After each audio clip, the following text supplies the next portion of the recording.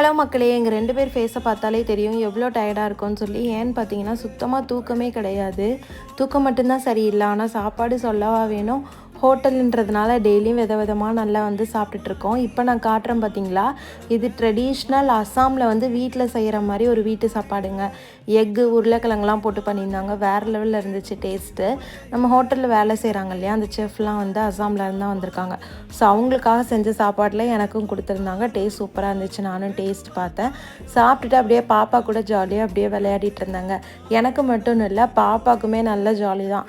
இந்த பக்கம் போனால் ஜூஸு ஸ்நாக்ஸுன்னு சொல்லி நல்லா என்ஜாய் பண்ணிகிட்ருக்கா. அதே மாதிரி இங்கே வந்ததுலேருந்து டைம் எப்படி போகுதுன்னே தெரியல. விடியுதா அடையுதா, ஒரு நாளே ஒரு வாரன்ற மாதிரி இருக்குது. ஏன்னா நிறைய வேலை இருக்கிறதுனால நேரம் ரொம்ப லென்த்தியாக இருக்குது. ஸோ இப்போ எங்களுக்கு அப்படி தாங்க போயிட்டுருக்கு. இனி சென்னை போய் தான் எல்லா ரொட்டீனையுமே பாப்பாவுக்கும் சேஞ்ச் பண்ணணும். நெக்ஸ்ட் வீடியோவில் மீட் பண்ணலாம்.